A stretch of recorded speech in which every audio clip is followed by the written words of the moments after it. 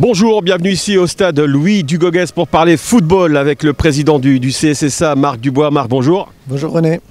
Marc, nous sommes à quelques jours du premier tour des élections municipales. Le président que vous êtes, bien évidemment, a un œil bien particulier et vigilant sur les propositions qu'auront ces candidats concernant votre club, le club du CS Dardennes, et notamment concernant la subvention au club. Effectivement, il y a un certain nombre de sujets qui nous tiennent à cœur et qui nous paraît important d'avoir effectivement les positions respectives des différents candidats, en vous précisant que ça vaut sur Sedan et aussi sur l'Aglo, puisqu'il y a un certain nombre de compétences qui concernent l'Aglo. Sur Sedan et le premier, et l'Aglo aussi d'ailleurs, le premier sujet effectivement de questionnement, c'est de savoir quelle est la position des candidats par rapport aux subventions qui sont attribuées au CSSA, donc en National 2 et aussi dans la perspective, voire également sur la Nationale 1, sachant qu'on part du principe qu'à partir du moment où on sera redevenu professionnel, on devrait être capable de gérer et d'équilibrer notre budget.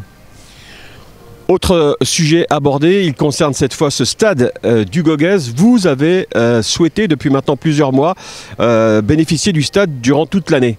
Oui, effectivement, donc il y a des espaces qui sont des espaces très intéressants pour faire de l'événementiel sur le stade. Donc c'est une des capacités réceptives les plus importantes des Ardennes, sinon la plus importante.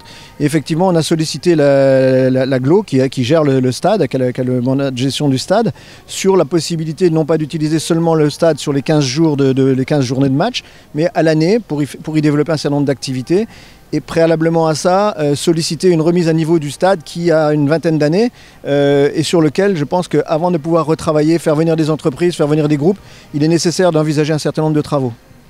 Et puis il y a un sujet bien évidemment que vous avez abordé il y a de cela encore une quinzaine de jours, c'est votre projet, le projet qui pourrait permettre au CS Dardennes de goûter aux joies du haut niveau.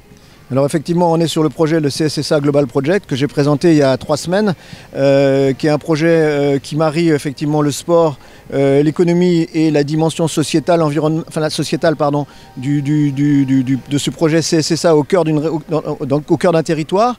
Et effectivement, tout ça c'est lié. L'objectif de ce projet global, c'est d'arriver à équilibrer un projet.